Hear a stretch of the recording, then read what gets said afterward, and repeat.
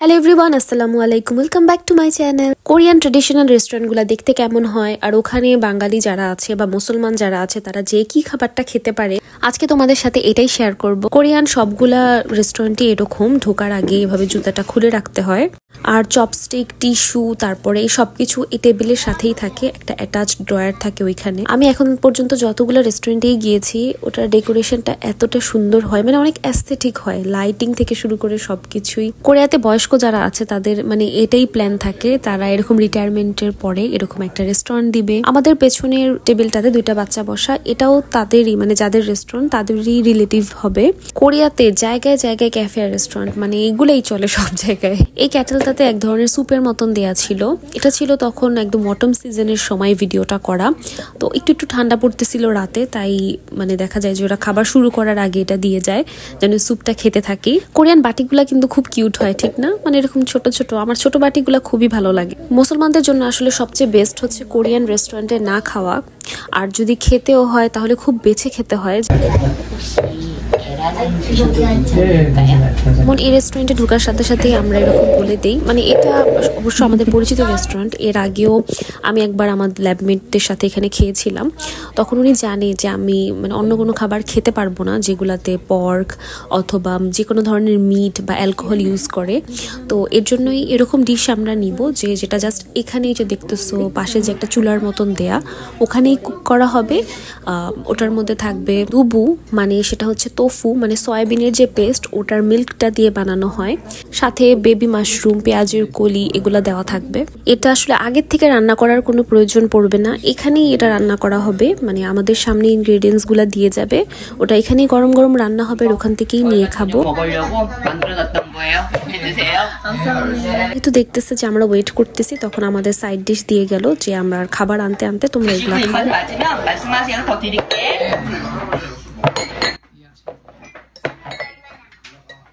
রেস্টুরেন্টগুলোর best part হচ্ছে এখানে side dish, মানে এত এত সাইড ডিশ থাকে আর ওগুলা অনেক মজার হয় আর অনেক ভ্যারাইটিস থাকে আর অনেক বেশি হেলদি হয়। এখানে সাদা যে সাইড ডিশটা দেখতে পাচ্ছ সেটা হচ্ছে বাঁধাকপি, ওটা হালকা একটু মানে অল্প একটু মেয়োনিজ দেওয়া থাকে, তারপরে মাছ ভাজা ছিল, মরিচ দেয়া ছিল কিন্তু কোরিয়ান মরিচ ঝাল না, তারপর কিমচি ছিল, সাদা কিমচি ছিল, নর্মাল কিমচি ছিল, ফিশ কেক ছিল মাছ দিয়ে বানানো, আর ডিম ছিল, ডিমটাকে রোল করে সুশির মতন বানানো থাকে, আর ছিল কিমচি প্যানকেক। আমি আসলে ভালো করে চপস্টিক্স ধরতে পারি না, মানে সব চপস্টিক্স ধরতে পারি না, যেমন কাঠের যদি হয় সেটা ধরতে পারি, এই স্টিলের গুলা দিয়ে আসলে ধরা অনেক ডিফিকাল্ট, মানে এতদিনে আমার অভ্যাস হয়ে যাওয়ার কথা কিন্তু আমি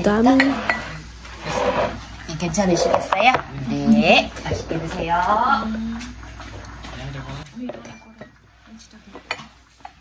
এখানে যারা খাবার সার্ভ করলো তারাই ওনার আর তারাই খাবার বানাচ্ছিল, আর পেছনে বললাম না যে ওদেরই রিলেটিভ বসা, এখন ওদের সাথে বসে একটু পরে খাবে।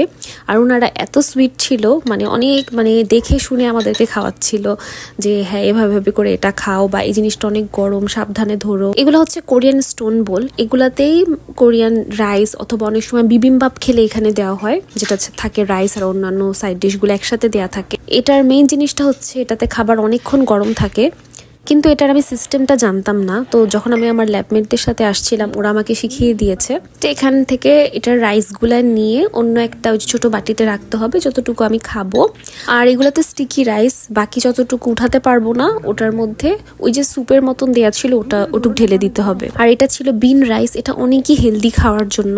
টেস্টটা নর্মাল ভাতের থেকে বেশি, মানে ওরকম ডিফারেন্স বোঝা যায় না, কিন্তু সাদা ভাতের থেকে বেশি মজা। যারা ভাত খেতে খুবই পছন্দ করে কিন্তু দেখা যায় শরীরের কারণে, মানে দেখা যায় না যে বাঙালি তো একদম গামলা ভরা ভাত যেটাকে বলে, বেশি পরিমাণ খাওয়াতে ওজন অনেক দ্রুত গেইন হয়, কোলেস্ট্রল অনেক হাই হয়ে যায়। কোলেস্ট্রলের মধ্যে যেটাকে বলে টিজি, ট্রাইগ্লিসারাইড, ওটা কিন্তু মেইনলি আসলে ভাত, সাদা ভাত বেশি পরিমাণে খেলে হয়, তখন তোমরা এই ভাতটা খেতে পারো অল্প পরিমাণে এক বাটির মতন। তারপর এটাতে এই যে স্যুপের মতন যেটা পুরাই পানির মতন দেখতে, ওটা দিয়ে ভালোভাবে আমি ঢেকে রেখে দিচ্ছি, ওটা আবার পরে খাবো। আর মিনওয়াইল আমি এই সাইড ডিশগুলো ট্রাই করি, সাথে যে ভাতগুলো বেড়ে রেখেছিলাম ওটার সাথে ওই যে দুবু ডিশটা দিয়ে খাবো।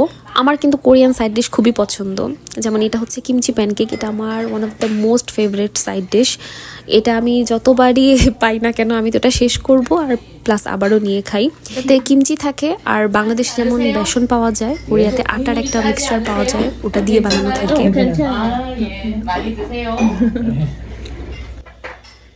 ওনারা যেহেতু জানে যে এক্সট্রা কোনো সস মিট এগুলাতে দেয় না ওনারা, তো ওনারা আমাদেরকে বলতেছিল যে টেস্টটা ভালো আছে, তো পর আমরা বলতেছিলাম হ্যাঁ অনেক মজা হয়েছে, কোনো সমস্যা নাই। আর বেস্ট পার্ট হচ্ছে এই সবগুলা সাইড ডিশই ও কোরিয়ান যে কোনো রেস্টুরেন্টে খেতে গেলেই ফ্রিতে দেয়, আর যত মন চায় নেওয়া যায়, কিন্তু আসলে তো এটা কেউ নেয় না ওরকম। কোরিয়ানদের সাথে খেতে গেলে ওরা খুবই লিমিটেড অ্যামাউন্টে খায়, সাইড ডিশও দেখা যায় ফুল কমপ্লিট করে না, একটু একটু টেস্ট করে দেখে এরকম টাইপের। কিন্তু আমার ক্ষেত্রে আমি কিমচি প্যানকেক আর বাঁধাকপি দিয়ে মেয়োনিজ দিয়ে যেটা, ওটা আমি আবারও বলি দিতে।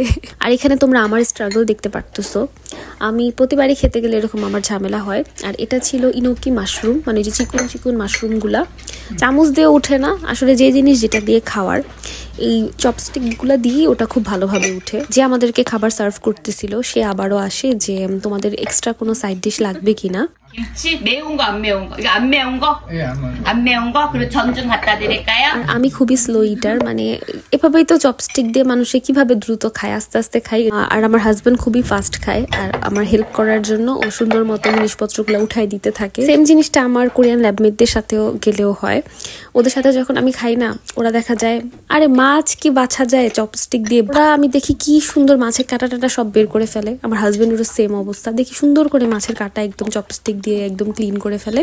তারপরে ওরাও সেম এরকম মাছ দিতে থাকে, কিমচি উঠাই দিতে থাকে, মানে ওরা খেতে খেতে আমার এই জায়গার মধ্যে আমি উঠাতেই আমার জীবন শেষ। যাই হোক, খাবারগুলা কিন্তু খুবই মজা ছিল, আমরা খুবই এনজয় করে খাচ্ছিলাম। ইনোকি মাশরুমগুলা যেটা থাকে ওটা যে নুডলসের মতন চিকন চিকন, ওটা আমি বাসায় বানালে না আমার এত চাবাতে হয়, মানে মনে হয় কি যে ভালো করে আমি, মানে আসলে কোরিয়ান খাবারের কুকিং এর সিস্টেমটা আমি অত ভালো করে জানি না। আর এখানে একটা বেশি চুই ছিল না, আর এর মধ্যেই যে আমি রেখে দিয়েছিলাম না অল্প একটু পানি ওই যে স্যুপটা দিয়ে, তখন এটা খুলে দেখি যে সুন্দর মতন রাইসগুলো একদম যেগুলো স্টিকি হয়েছিল একদম, মানে একদম লেগেছিল, উঠানো যাচ্ছিল না।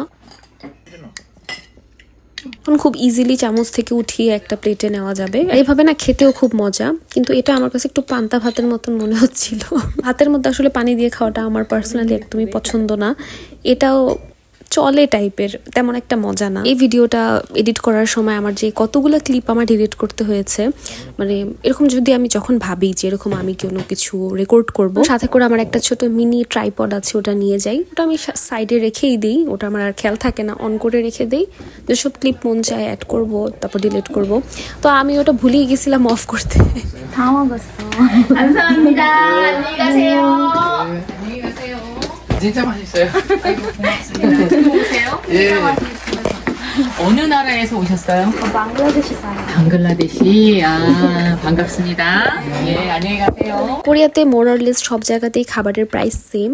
এগুলা মানে একজনের খাবার 9,000 ওন, 10,000 ওন, যেটা বাংলা টাকার 1,000, আর দুইজনের খাবার 2,000 টাকার মতো। আজকের ভিডিওটা কেমন লাগলো অবশ্যই জানাবা। আর নেক্সট ভিডিওটা থাকবে নামসান টাওয়ারের। আমরা কোরিয়ান ড্রামাগুলাতে অনেক দেখেছো এই টাওয়ার, আর আমিও দেখেছিলাম। আজকে মানে এইবার আমি ফার্স্ট টাইম আমার এক্সপিরিয়েন্স হলো ওটা রিয়েল লাইফে দেখা। এখানে অনেকগুলা লাভ লক ছিল। যাই হোক, এটার ভিডিওটা আমি নেক্সটে দিব। So see in my next video. আল্লাহ হাফিজ, bye bye, and don't forget to subscribe. আল্লাহ হাফিজ।